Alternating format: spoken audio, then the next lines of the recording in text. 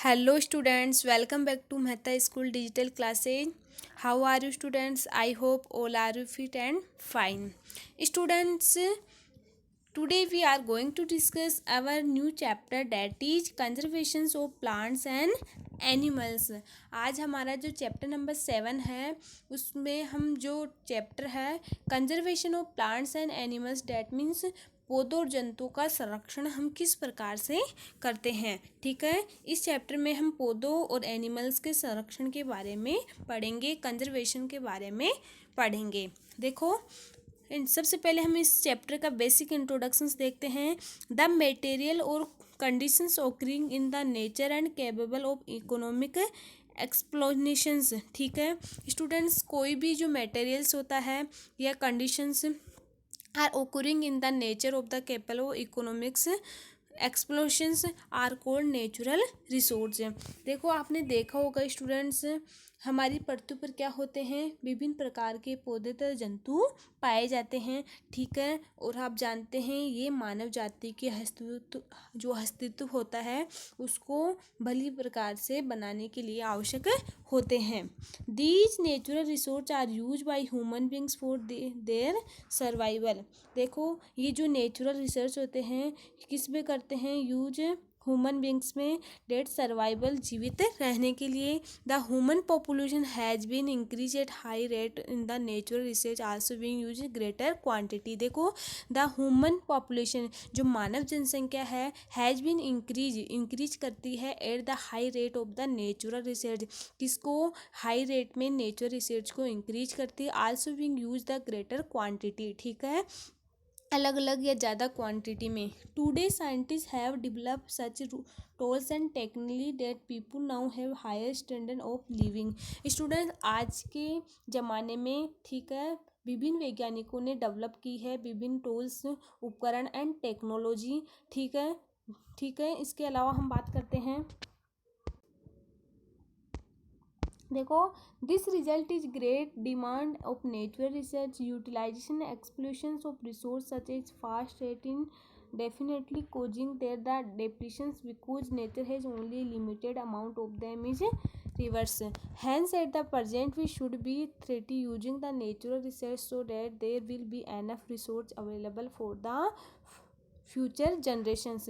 देखो स्टूडेंट्स, हम जानते हैं कि हमारी पृथ्वी पर विभिन्न प्रकार के पौधे और जंतु पाए जाते हैं। ठीक है, और इन जीवों के अस्तित्व के लिए वनोन्मूलन एक क्या हो गया, एक खतरा सा बन गया है। तो हम जानते हैं कि वनों को समाप्त करने के लिए प्राप्त जो भूमि होती है उनमें हम क्या करते हैं, अनेक कार्यों में उपयोग करते हैं। जैसे वनों में वृक्षों की कटाई निम्न उद्देश्यों से की जाती है।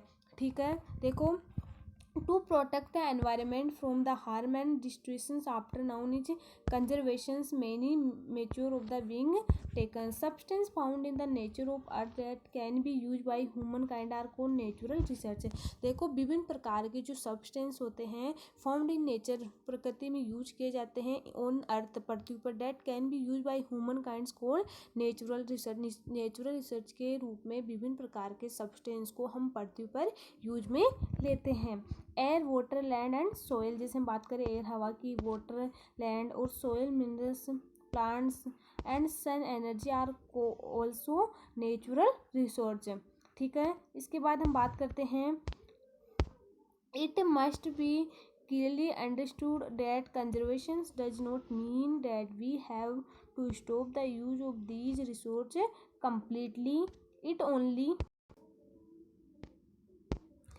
means that we have to use to resource widely and justly.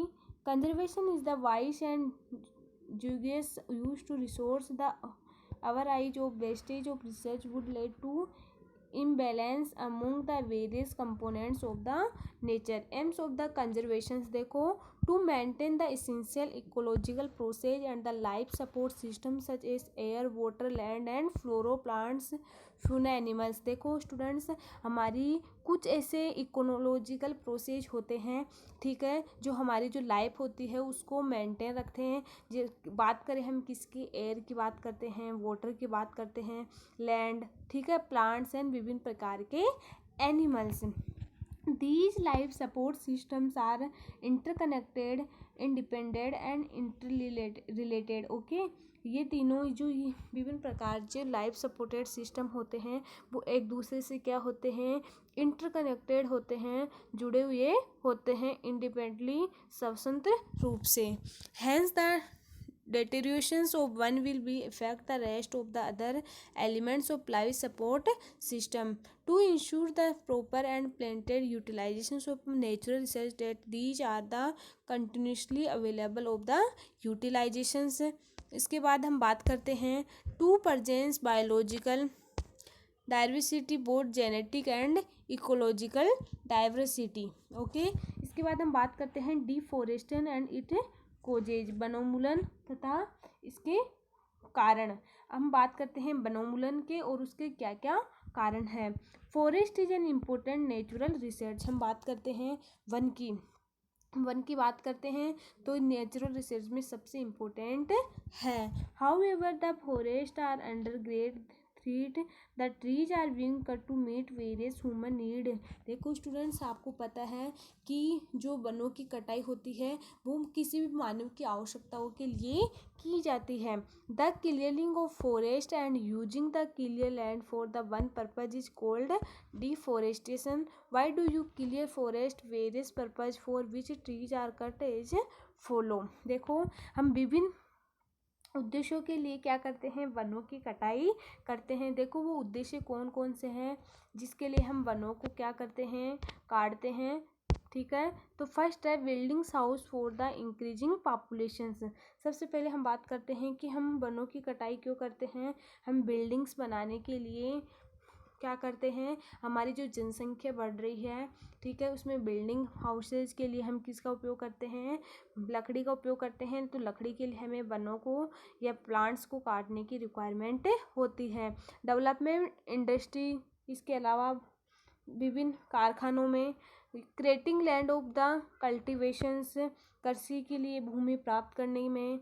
Using would a fuel and, जो लकड़ी होती है उसको हम जलाने के रूप में भी काम में लेते हैं.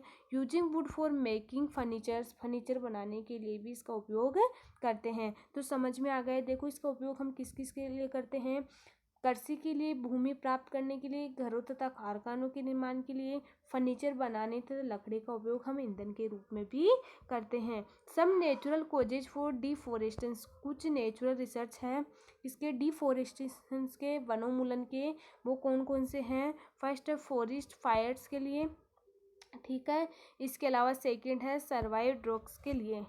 इसके बाद हम देखते हैं कॉन्क्वेंस ऑफ द डिफोरेस्टेशंस, कि वनोन्मूलन के क्या क्या परिणाम हैं उनके बारे में डिस्कस करते हैं.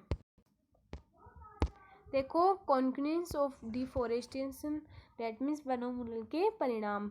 Large scale deforestation has resulted in many problem for the mankind. देखो, increase in carbon dioxide temperature and pollution level on the earth resulting of the global warming. देखो स्टूडेंट्स, आप जानते हैं इंक्रीज ऑफ कार्बन डाइऑक्साइड से increase होती है किसकी मात्रा, कार्बन डाइऑक्साइड की, CO2 की मात्रा, temperature and population level on the अर्थ. देखो इसके कारण कार्बन डाइऑक्साइड की मात्रा, temperature and population level of the earth होता है, resulting on the global warming. जो विश्व उष्ण होता है उसकी मात्रा क्या होती है, increase. Cutting down of trees on large scale has result in the displaces water vapor that has affected cloud formation, thus resulting in the less rainfall. Deforestation decrease the water holding capacity of soil and decrease of the infiltration rate of the water into the ground. इसके बाद हम बात करते हैं 4 point की, decrease in the oxygen level. Okay, 5 point की बात करते हैं. Animals becomes homeless, the decrease in rainfall leading to desertification a tree and plants die. Fewer trees result in the more soil erosions. The top fertilized soil carry away, exposing the lower hard and loamy layers which less fertile. Over a period of the time, fertile land gets converted into desert that is called desertifications. A numbers of useful products obtained from the trees are also lost when the trees are cut. देखो हम विभिन्न प्रकार के product भी obtain कर सकते हैं, किससे, वनों से, ठीक है। ओके स्टूडेंट्स, हम अगले वीडियो में हमारा जो टॉपिक होगा उसके हम पढ़ेंगे कि बायोडाइवर्सिटी एंड बायोस्फीयर्स क्या होते हैं। Okay students, thank you.